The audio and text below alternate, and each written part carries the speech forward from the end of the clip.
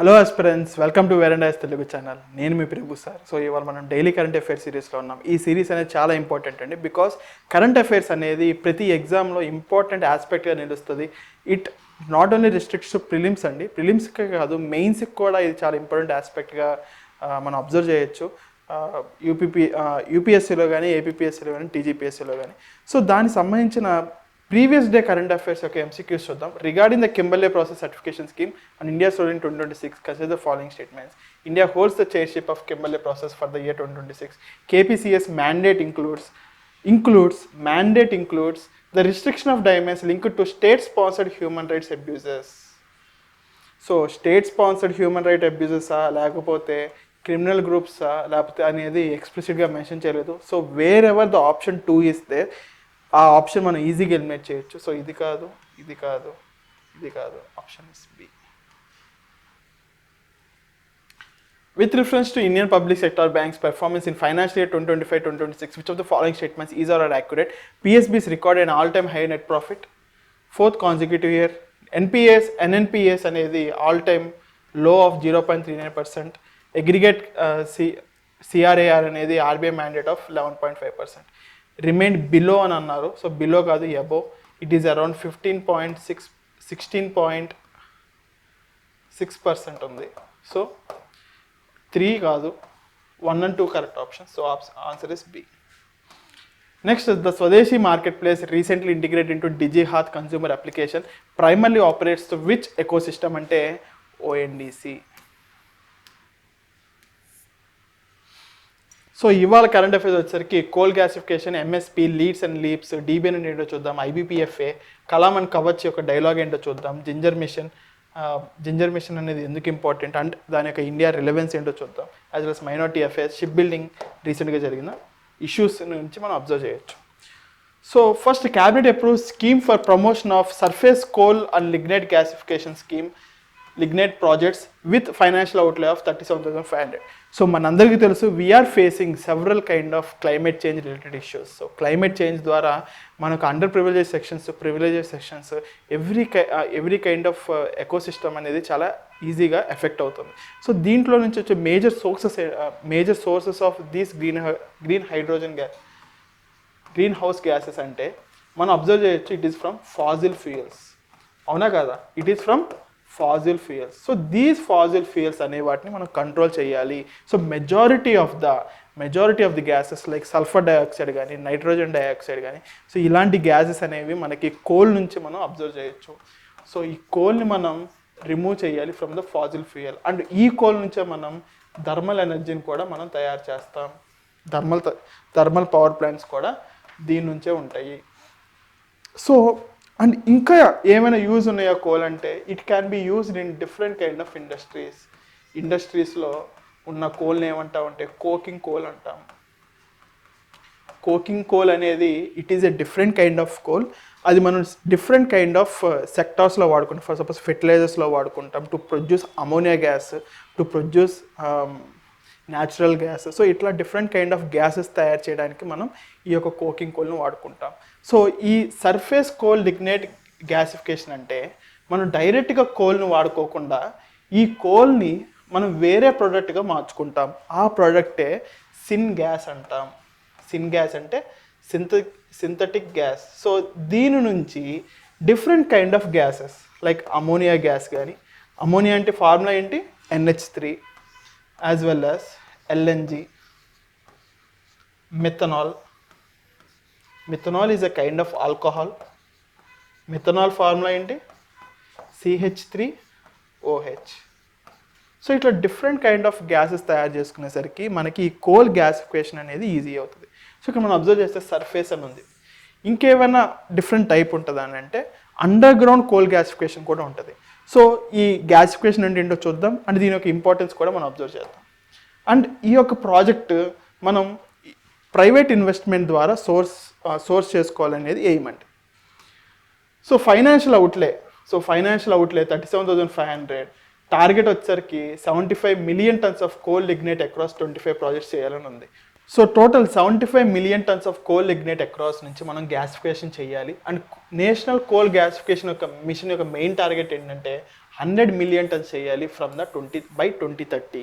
Incentive mechanism మనందరికీ తెలుసు. ఈ 37,500 అనేది డైరెక్ట్గా ఫుల్ ఇన్వెస్ట్మెంట్ కాదండి, మనం ప్రైవేట్ సెక్టార్కి ఇన్సెంటివ్స్ ప్రొవైడ్ చేస్తాం. ఆ ఇన్సెంటివ్సే ఇవి. మ్యాక్సిమం ఎంత ఇన్సెంటివ్ అంటే 20% ఇన్సెంటివ్ పర్ ఈచ్ ప్రాజెక్ట్ మనం ప్రొవైడ్ చేస్తాం.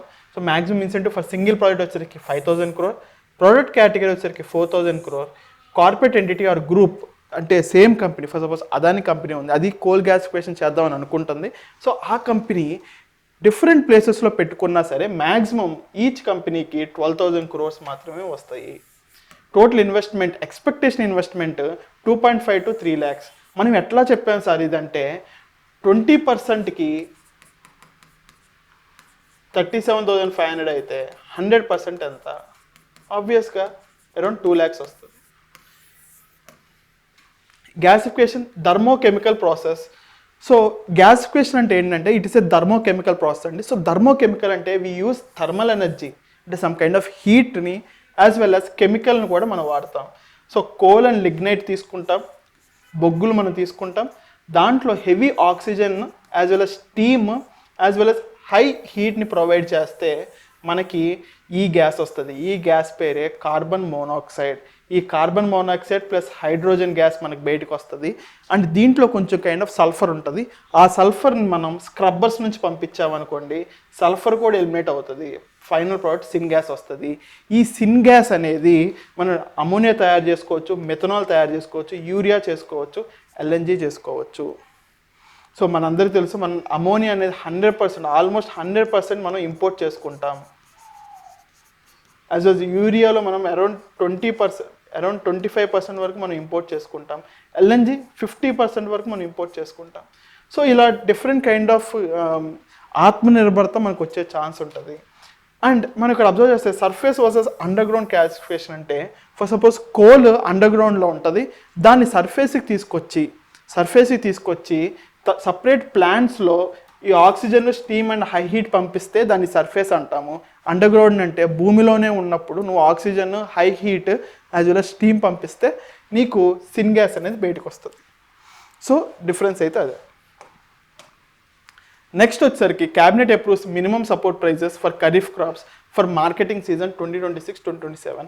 సో ఎందుకు ఖరీఫ్ క్రాప్స్ అనేవి ఇంకా స్టార్ట్ అవ్వలేదు? అండ్ మన అందరికీ తెలుసు మాన్సూన్ సీజన్ అనేది ఖరీఫ్ క్రాప్స్కి బ్లడ్ లైన్గా పనిచేస్తుంది అండ్ లైఫ్ లైన్గా పనిచేస్తుంది. సో ఖరీఫ్ క్రాప్స్ అనేది ఇంకా సో చేయకుండానే ఎలా గవర్నమెంట్ మినిమం సపోర్ట్ ప్రైజ్ని ప్రొవైడ్ చేస్తుంది అంటే, అసలు మినిమం సపోర్ట్ ప్రైజ్ అనేది ఒక ఫార్మర్ తన దగ్గర ఉన్న క్రాప్ తీసుకుని మార్కెట్కి వెళ్తే ఎంత మనీ వస్తుంది ఆ ఫార్మర్కి అనేది డిసైడ్ చేసేది ఎంఎస్పి. సో ఇప్పుడు ఏదైనా ఒక సీరియల్, ఒక రైస్ కానీ, ఒక ప్యాడీ కానీ, ఒక నైగర్ సీడ్ కానీ, సీసమం కానీ, సో ఇట్లా డిఫరెంట్ కైండ్ ఆఫ్ 22 క్రాప్స్లో ఏదైనా ఒక క్రాప్ని తీసుకెళ్ళి he can demand minimum support. So మినిమంగా నువ్వు నాకు ఇంత పే చేయాలని చెప్పి ప్రైవేట్ అని కూడా అడగొచ్చు. సో ఇది అండ్ దీనివల్ల ఇంకో యూజ్ ఏంటంటే ప్రొక్యూర్మెంట్ బై గవర్నమెంట్. అంటే ఈ మినిమం సపోర్ట్ ప్రైస్ అనేది గవర్నమెంట్ డిసైడ్ చేసింది కాబట్టి, అండ్ గవర్నమెంట్ సీరియల్స్ని ప్రొక్యూర్ చేసుకుంటుంది కాబట్టి, as well as different kind of క్రాప్స్ని ప్రొక్యూర్ చేసుకుంటుంది కాబట్టి మినిమం సపోర్ట్ ప్రైస్కి సో ఈ ఎంఎస్పి అనేది ప్రొక్యూర్మెంట్కి కూడా ఇంపార్టెంట్ అండి. సో మన రీసెంట్ ఆర్టికల్స్లో కూడా, రీసెంట్ కరెంట్ అఫైర్స్లో కూడా మనం దీని గురించి మాట్లాడుకున్నాం. అండ్ ఎంఎస్పి అనేది it's does not mean an economic concept, just only the economic concept కాదు, and it is relates to the trust concept, procurement concept కూడా దీంట్లోకి యాడ్ అవుతుంది. సో ఖరీఫ్ క్రాప్స్ సో చేయకముందలే మనం గవర్నమెంట్ నీకు ఇంత ఎంఎస్పి ఇస్తానంటే farmer he can select which crop అని చెప్పి చూస్ చేసుకుని దాంట్లో బెస్ట్ క్రాప్ని అతను ఎకనామికల్గా సెలెక్ట్ చేసుకుని తను సో చేసుకునే ఛాన్స్ ఉంటుంది. The Cabinet Committee on Economic Affairs important. So it was chaired by the Prime Minister Shri Narendra Modi, approved and increased MSP 14 Kharif crops చేసుకున్నాడు. MSP increase aims to ensure remunerative prices for farm growers during the 2026-2027. So highest వచ్చేసరికి sunflower seed, next cotton, niger seed, sesamum, ఇవి increase అయిన prices. Highest increase వచ్చేసరికి sunflower, గుర్తుపెట్టుకోండి, highest increase వచ్చేసరికి sunflower, next cotton, next niger seed, next sesame. ఇది నాబార్డ్ ఎగ్జామ్స్లో కూడా use అయ్యే ఛాన్స్ ఉంటుంది. నెక్స్ట్ ఎన్ని క్రాప్స్ కవర్ అవుతాయి సార్ అంటే టోటల్గా 22 క్రాప్స్ కవర్ అవుతాయి. దాంట్లో ఖరీఫ్ క్రాప్స్ వచ్చి 14, రబీ 7, క్యాలెండర్ క్రాప్స్ వచ్చేసరికి 4. సో ఈ 4 గుర్తుపెట్టుకోవాలి. Copra, dehusked coconut, jute and sugar cane. ఈ షుగర్ కేన్ మాత్రం ఫెయిర్ రెమ్యూనరేటివ్ ప్రైస్ అనే డిఫరెంట్ ఫినామినాతో ఇది మనం ఎంఎస్పి కింద వస్తుంది. సో నువ్వు ఎంత ఇవ్వాలి అని చెప్పి రికమెండ్ చేసేది ఎవరు? CACP. It is not chaired by the prime minister. CACP is not chaired by the prime minister. Next union minister of commerce and industry Shri Piyush Goyal felicitates LEAPS 2025 winners across 13 categories celebrating excellence in logistics and innovation. So ఈ LEAPS అంటే ఏంటంటే logistics excellence innovation. So ఇవి ఎందుకంటే మనందరికీ తెలుసు, ఇప్పుడు ఏదైనా ఒక గూడ్ ఇంటర్ స్టేట్లో తిరగాలన్నా, లేకపోతే డిఫరెంట్ కంట్రీ నుంచి మన ఇండియాకి రావాలన్నా లాజిస్టిక్స్ అనేవి చాలా ఇంపార్టెంట్. సో ఇది కంప్లీట్గా external trade sector. But inter state కానీ inter city migration of goods జరగాలంటే, ట్రాన్స్ఫర్ ఆఫ్ గూడ్స్ జరగాలంటే లాజిస్టిక్స్ అనేది ఎక్సలెంట్గా పనిచేయాలి. సో ప్రైవేట్ సెక్టర్ అనేది ఎక్సలెంట్గా పనిచేయాలి.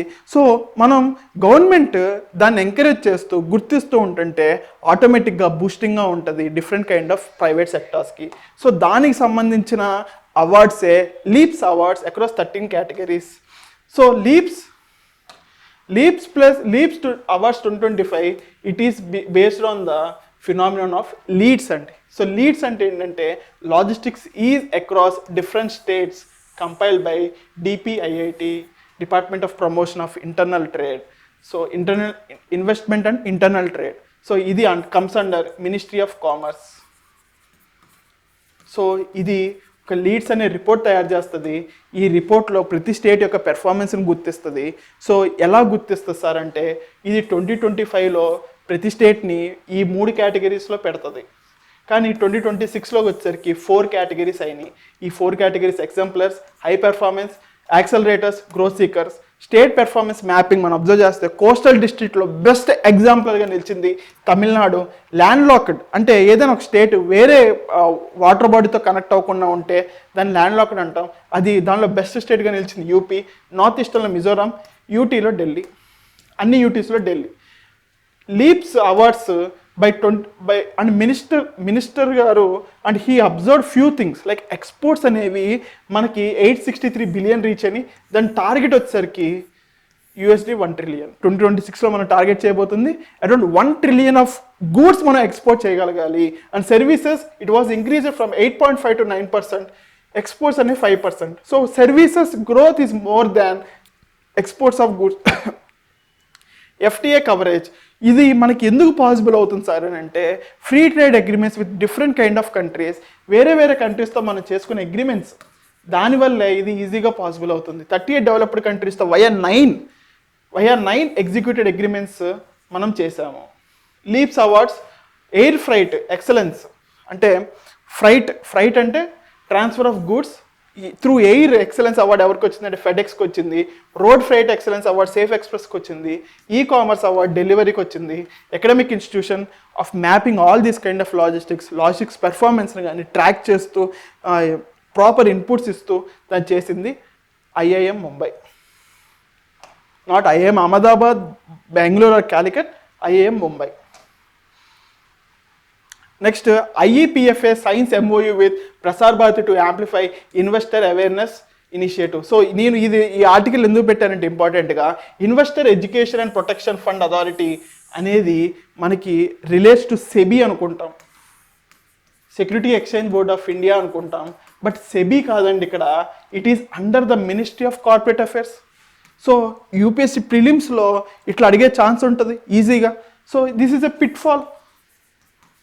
So IEPFA under the Ministry of Corporate Affairs has entered into memorandum of understanding with the Prasar Bharati. సో ప్రసార్ భారతి అనేది ఇట్ ఈస్ అండర్ మీడియా కాబట్టి మీడియా ద్వారా జనాలకి ఈజీగా ఇన్ఫర్మేషన్ వెళ్తుంది కాబట్టి ఈ IEPFA అనేది మీరు బ్లాక్మెయిల్ గురిబాకండి. అండ్ ఇన్వెస్టర్స్ అనేవాళ్ళు ఫైనాన్షియల్ అడ్వైజెస్ అనేవి ప్రాపర్ సర్టిఫైడ్ అథారిటీస్ నుంచే తీసుకోవాలి. కానీ ఈ సర్టిఫికేషన్ ఎవరు ఇస్తారు? సెబీ ఇస్తుంది.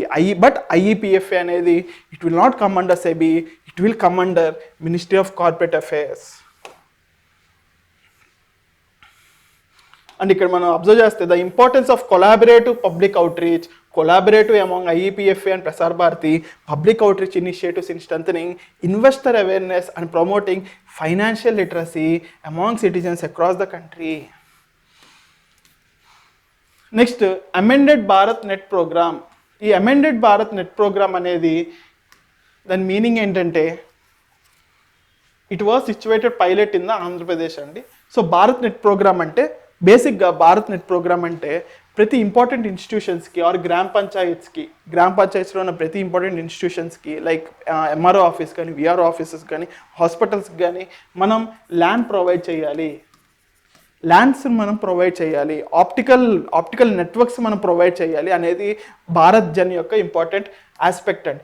సో దానికి సంబంధించింది ఇది amended Bharat net programme. So దీంట్లో ఒక ఇంపార్టెంట్ ప్రొవిజన్స్ చూద్దాం. As well as signed between DBN అంటే digital Bharat Nidhi as well as department of telecommunications government of Andhra Pradesh. So DBN comes under department of telecommunications and government of Andhra Pradesh. Government of Andhra Pradesh నుంచి 3 institutions APBAL, BSNL and APSFL, టోటల్గా 4 institutions అండి. అంటే DBN ఒకటి, APBL ఒకటి, BSNL ఒకటి, APSFL ఒకటి. So initiative అనేది 4 institutions క్వాడ్రిపార్టైట్ అంటే క్వాడ్రీ అంటే 4, పార్టైట్ అంటే ఆర్గనైజేషన్స్, ఇంప్లిమెంటేషన్, ఫైనాన్షియల్ అవుట్లే టోటల్గా 2432 crore dedicated to capital outlay, not kind of revenue outlay. అంటే శాలరీస్ కానీ పెన్షన్స్ కానీ ఎట్లాంటి అవుట్లే లేదు. It is completely building of physical infrastructure.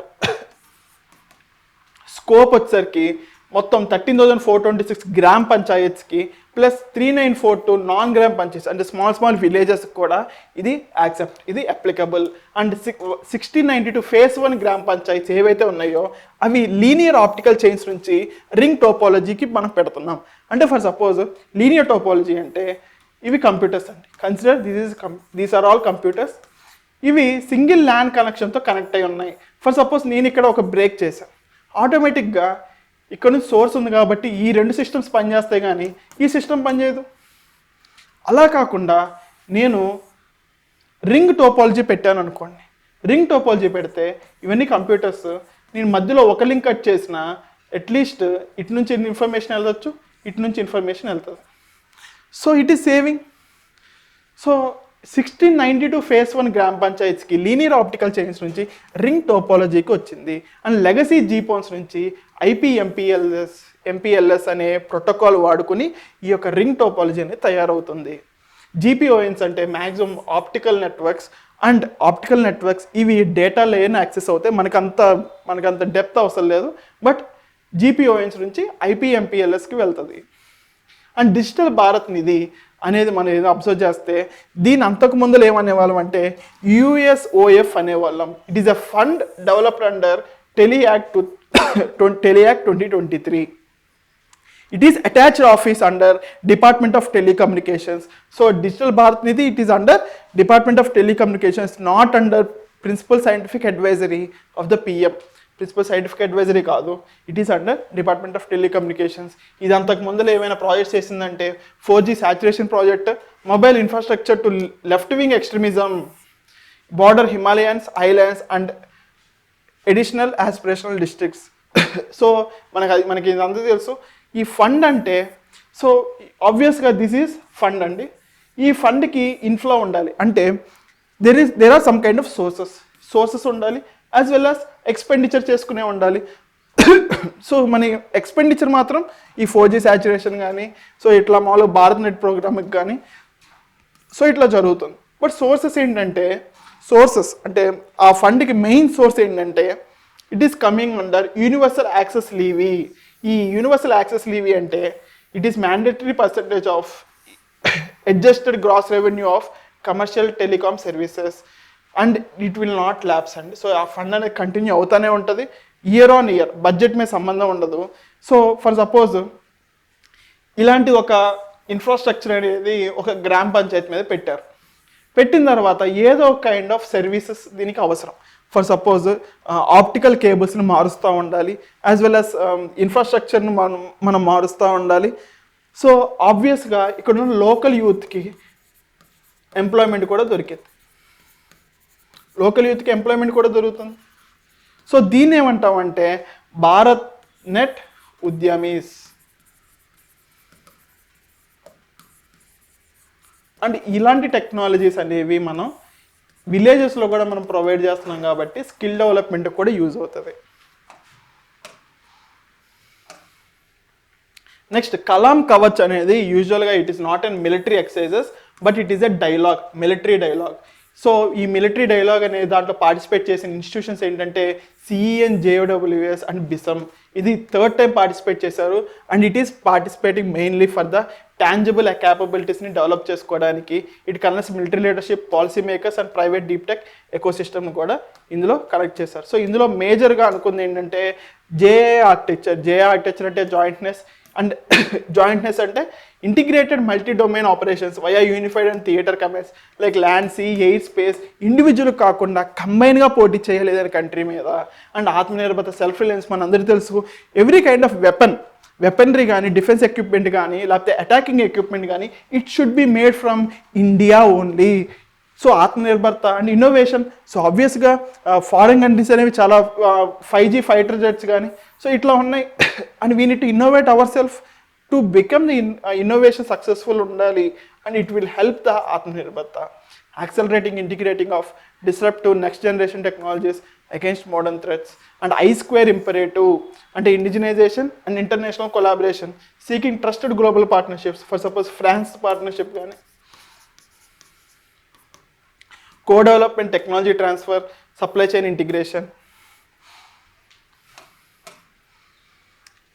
So దీంట్లో సంబంధించిన భాగమే vectors for combat superiority, quantum C4ISR, AI warfare and autonomous system. దీంట్లో important thing ఏంటంటే సుదర్శన్ చక్ర. మనందరికీ తెలుసు సుదర్శన్ చక్ర అనేది it is an defensive strategy of India by 3 layer structure అండి. 3 layer structure మధ్యలో S-400 ఉంటుంది.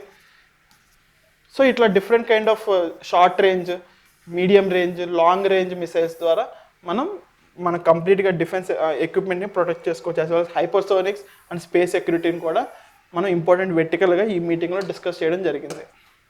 Next union minister Jyotindra Scindia launches Mizoram ginger mission. So Mizoram ginger mission అంటే ఏంటో చూద్దాం. సో నార్మల్గా జింజర్ అనేది చాలా ఇంపార్టెంట్ అండి. సో జింజర్లో ఇంపార్టెంట్ కెమికల్ ఏంటంటే ఒలియోరెసిన్. ఈ ఒలియోరెసిన్ అనేది బయట అంటే నార్మల్గా మిజోరంలో కాకుండా యూజువల్గా మినిమం 3% మాత్రమే ఉంటుంది. సో ఈ oleoresin flavour as well as therapeutic volume ఉంటుంది. బట్ మిజో యొక్క జింజర్లో మాత్రం 8% ఒలియోరెసిన్ ఉంటుంది and as well as low fibre ఉంటుంది, qualifying it as pharmaceutical and nutraceutical cosmetic grade. So culinary పర్పస్కి కాకుండా it can be used for the pharmaceutical purposes, medicine purposes. And ఇక్కడ మనం అబ్జర్వ్ చేస్తే 2 జియోగ్రఫికల్ ఇండికేషన్ ట్యాగ్స్ ఉన్నాయి. So అలాంటి ginger ఏంటంటే Thingpui ginger as well as థింగులాయిడమ్ ginger. Thingpui జింజమ్ అనే వాటికి జిఏ డిస్టింక్టివ్నెస్ కూడా వచ్చింది. సో ద వాల్యూ గ్యాప్ అనేది సో బట్ ఇంత మెడిసినల్ ప్రాపర్టీస్ ఉన్నా, ఇంత ఎక్స్ట్రా ప్రాపర్టీస్ ఉన్న జింజర్కి they are getting around 15 per kg. కానీ వాళ్ళు బయట మాత్రం కంపెనీస్ ఎంతకు అమ్ముకుంటున్నారు? అరౌండ్ 500 per kgకి అమ్ముకుంటున్నారు. సో ఎందుకు తేడా వస్తుంది సార్ అంటే జస్ట్ ఫార్మర్స్ ఆ జింజర్ని మాస్గా ప్రొడ్యూస్ చేసి ఇస్తున్నారు but they are not processing it. So ఒక సప్లై చైన్ తయారవ్వాలంటే, ఒక ఫైనల్ ప్రోడక్ట్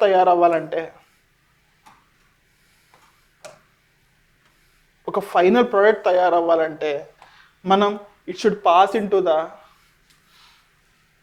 ఎవ్రీ సప్లై చైన్లో కూడా మనమే ఉండాలి. ఫర్ సపోజ్ ఫార్మర్ ఒక జింజర్ తయారు చేశాడు, దాన్ని ప్రాసెస్ చేయాలి, ప్రాసెస్ చేసి దాన్ని ప్యాకేజింగ్ చేయాలి, processing, and any kind of additional benefits కూడా యాడ్ చేయాలి, చేసి direct ready to make pharma products. ఇక్కడ లాస్ట్లో మాత్రమే మనం ఫార్మా కంపెనీస్కి ఇస్తే సరిపోతుంది. సో ఇలా 4 సప్లై చైన్స్లో కూడా నువ్వే ఉంటే, ఈ వాల్యూ ఎడిషన్ చైన్స్లో కూడా నువ్వే ఉంటే ఫార్మర్స్కి ఎక్కువ వస్తుంది. సో ఈ మిషన్ మ్యాండేట్ ఏంటంటే 189.79 initiative for 6-fold increase in farmer value. 6-fold అంటే అరౌండ్ 90 రూపీస్ పర్ కేజీ దొరకాలి, మినిమం దొరకాలి అని చెప్పి దీని యొక్క మెయిన్ ఉద్దేశం. And ministry of minority affairs conclave on ministry welfare జరిగింది. Inclusive development through AI for Viksit Bharat. It comes under Bhagirathi se Bhagyoday. So it comes under ministry of minority affairs initiative. So mains answer రాసేటప్పుడు భగీరథి సే భాగ్యోదయ్ అనే ఇనిషియేటివ్ని కూడా మనం రాస్తే మనకి ఎక్కువ మార్క్స్ వచ్చే ఛాన్స్ ఉంది. Next landmark SOS sign for first mega green field ship yard at Thoothukudi అనేది it situates in the Tamil Nadu. So ఈ mega green field ship yard అనేది it comes under the vision of maritime Amrit Kaal visit 2047. దీన్ని బట్టి ఏంటంటే మనం around 4.5 million gigaton per annum కెపాసిటీని మనం తయారు చేసుకోగలగాలి బై 2047. ఈ 4.5 million gigaton per annum complete India మొత్తం మీద ఎన్నైతే షిప్ యార్డ్స్ ఉన్నాయో అంత మనం ప్రొవైడ్ చేసుకోగలం బై 2047. బట్ ఈ తూతుకుడి అనే షిప్ యార్డ్ మాత్రమే 2.5 మిలియన్ గిగాటన్ ప్రొవైడ్ చేస్తుంది. అంటే ఎక్స్ట్రా నువ్వు 2 మిలియన్ గిగాటన్ చూసుకుంటే సరిపోతుంది. సో తూతుకుడి అనేది మనకి ఎందుకు ఇంపార్టెంట్ అంటే it is providing more than half of the target. ఈ టార్గెట్ ఎక్కడుందంటే మ్యారిటైమ్ అమృత్ కాల్ విజన్ 2047లో ఉంది.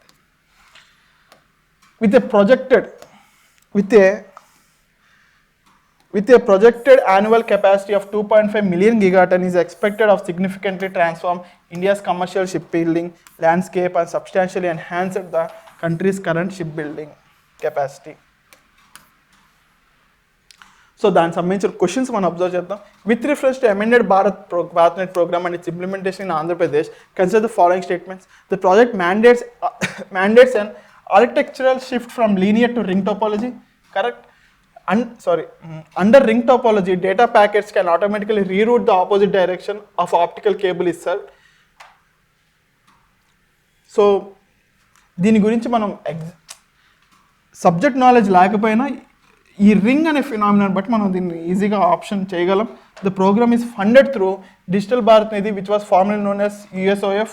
DBN is non-lapsing fund statutory framework of the Telecommunication Act 2023. Next Mizoram ginger mission గురించి. ఈ ఒలియో రెసిన్ అడ్వాంటేజ్ ఏంటంటే it possesses high fibre profile that makes ideal for traditional culinary uses. Contains 6 to 8% oleoresins. The only ginger variety in India to awarded a geographic indication tag. The oleoresin allows the ginger to be grown without any solarization or mechanization irrigation. Next Kalam and Kavach 3.0లో JAI అంటే ఏంటో చూద్దాం. So jointness, Atmanirbharta, innovation, joint warfare, AI integration, international co development, judicial oversight, academic research, industrial scaling, jet propulsion, aerospace defense and intelligence gathering. So ring topology గురించి ఏదో రాయాలి and అది ABNPలో ఎలా useful అవుతుందో రాయాలి and how does the structure shift from the DPI in rural areas గురించి రాయాలి. And Mizoram ginger మిషన్లో ఇంపార్టెంట్ వాల్యూ ఎడిషన్ ఎక్స్పోర్ట్స్ ఎందుకు అవుతున్నాయి రాయాలి and hub and spoke model గురించి మనం డిస్కస్ చేయాలి. సో ఈ హబ్ అండ్ స్పోక్ మోడల్ గురించి మనం డిస్కస్ చేయాలి and the role of multi ministerial convergence కూడా మనం ఈ మిషన్ నుంచి అబ్జర్వ్ చేసుకుంటూ రాయాలి. సో హోప్ యూ విల్ మీకు ఇవన్నీ ఈజీగా సాల్వ్ చేయగలరు అని అనుకుంటున్నాను. Because we discussed all these kind of concepts ఎక్స్టెన్సివ్గా మనం డిస్కస్ చేసాం. సో మీకు ఆన్సర్ కానీ సరిగ్గా అర్థం కాకపోతుంటే please go back through the video ఒకసారి మళ్ళీ చూడండి, చూసి please solve this answer. Because solve చేస్తూ ఉంటేనే మనకి ఈ యొక్క కాన్సెప్ట్స్ ఎక్కువ రోజులు ఎగ్జామ్ వరకు రిటెన్షన్ అనేది ఉంటుంది. And hope you like this video. Please share to your friends and subscribe to this channel because మీకు కంటిన్యూస్గా అప్డేట్స్ వస్తూనే ఉంటాయి on this current affairs. And దీని ఆన్సర్స్ కోసం you should wait for the next day. And thank you మళ్ళీ మళ్ళీ మనం కలుద్దాం. Bye. Veranda IAS, where your dream becomes reality.